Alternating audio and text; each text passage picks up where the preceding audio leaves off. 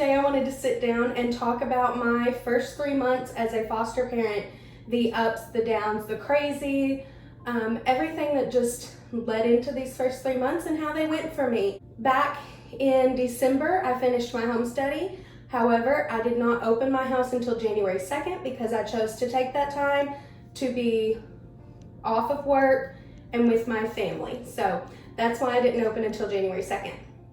On January 2nd, I opened up. I immediately got a call that ended up not happening. And so actually the day I opened, I got 2 calls. Both of them ended up not placing with me. That didn't happen.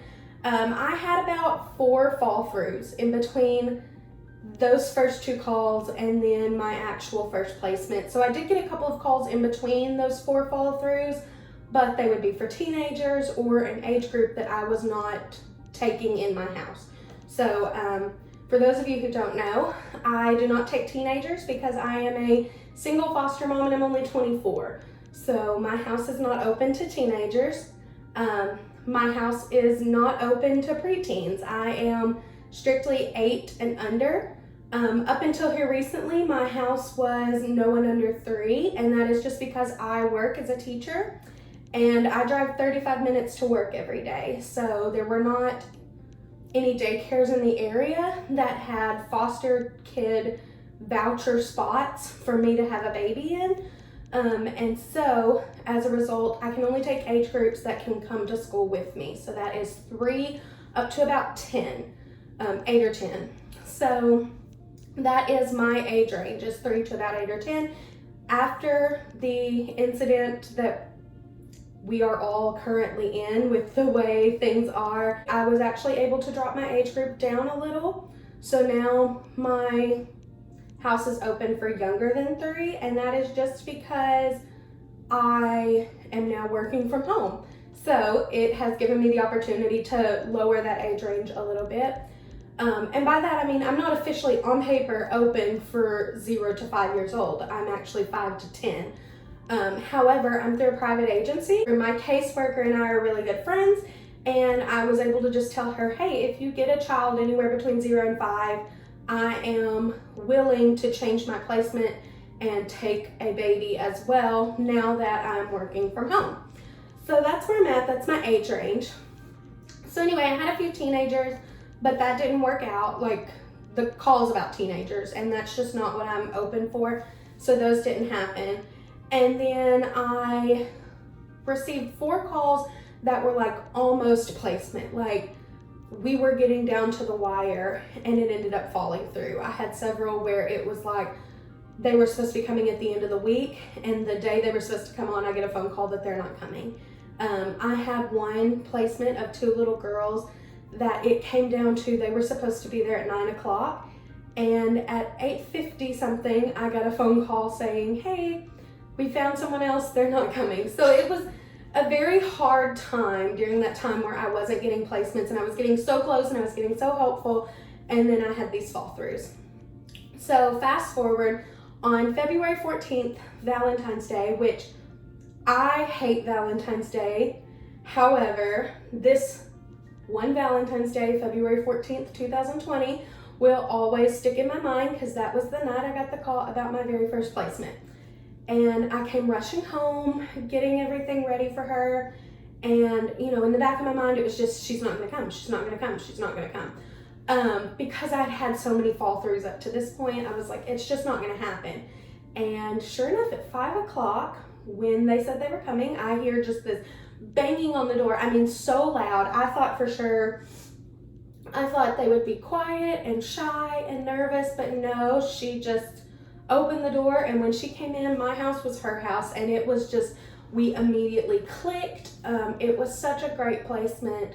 I just felt so overwhelmed, happy. She just seemed so not phased and so just excited. And so she came into my house and we had the best time. We were such good friends. I took her shopping with me. I took her out to dinner with my friends. Like, she was just like one of the girls, just like an adult, hanging out with me all the time. We went everywhere together. And so On February 28th, I remember because I was going to be in a musical and I was really excited for it. And the night before, on February 27th, I get the call that she had some family placement come forward and that they were approved and that she was moving out the next morning. I knew that there was a potential chance of some family. However, I did not know that it would happen so quickly. I thought at the very least it wouldn't happen until her court date later on. However, it happened very, very quickly. They called, and that morning she was gone. The next morning, February 28th, I called them and said, I want the evening to be able to, they'd already said it was okay for me to have the evening if I wanted it. And I was like, yes, I want the evening to pack her things and get everything ready. But I asked them if they would come as early as possible the next morning. I didn't want to drag it out. I knew it was going to be hard because even though I'd only had her for 2 weeks, we had bonded. She had bonded with my family. She had bonded with me. We just had this great connection. We became like friends. Like, it's weird to think that this little person could be your friend, but they were my friend. So they came Thursday morning, early that morning, and picked her up, and she left. And I didn't know that I would ever get to see her again. I ended up leaving my contact information in a photo album that I sent with her, and actually was contacted by her family member. And now I have this great relationship with this family member, and I get to see her about once a week or so, and it is wonderful. Like, if you can have a relationship with the family, it is going to make the transition so much easier. And I'm grateful to still be a part of her life. So that was my first placement. And even though it was only 2 weeks, it felt like a lifetime. And so it was very difficult for me, and I decided to take a little bit of time off. So I took about 4 weeks. I kept receiving calls, but I was pretty much turning most of them down because I needed to internally heal. And so I took a couple weeks, and then I was like, okay, I got a call about doing some respite care for another friend of mine who we had completed foster training together, and she has 2 babies. And so she had contacted me about doing some respite care over spring break.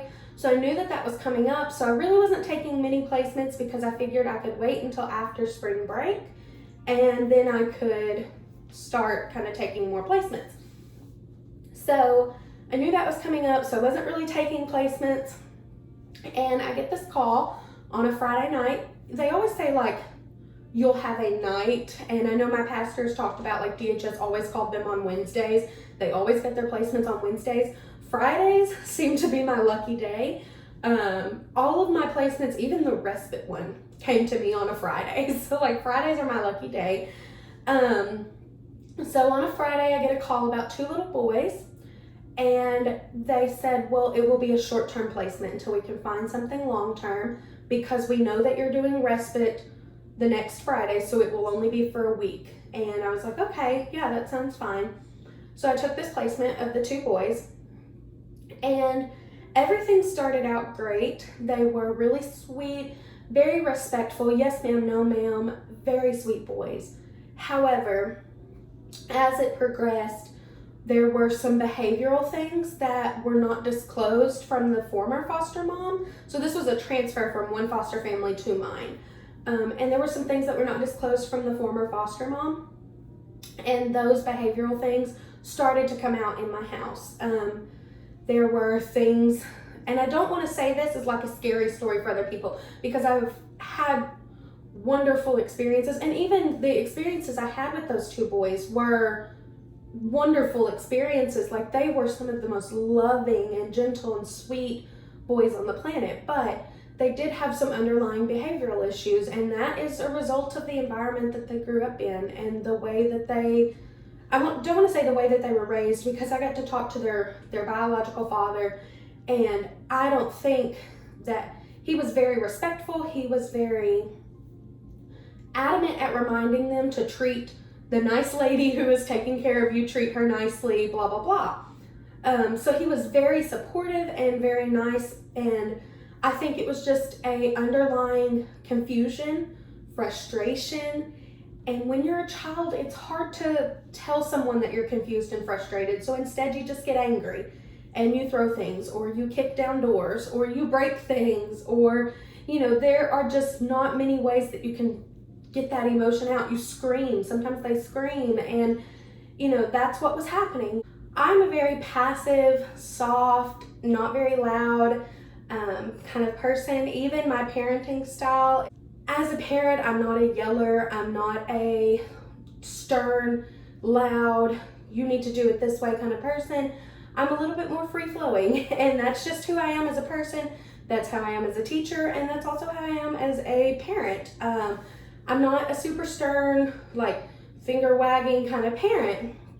And I discovered that I was not what these boys needed. I had them for 3 days, and during that time, I actually had my caseworker and a child psychologist came over and kind of spent the day with us, because I was telling them, I was like, I don't know that I can handle this for a week. There were just some things that happened. So they came over and watched for a little bit, and we kind of came to the conclusion that they are used to having a male figure in their life. And I recognized that pretty early on, because they were so close to their father, and he was so good. When he would call and talk to them, it was like a 180. And so it just came to show that they definitely needed a male figure in their life.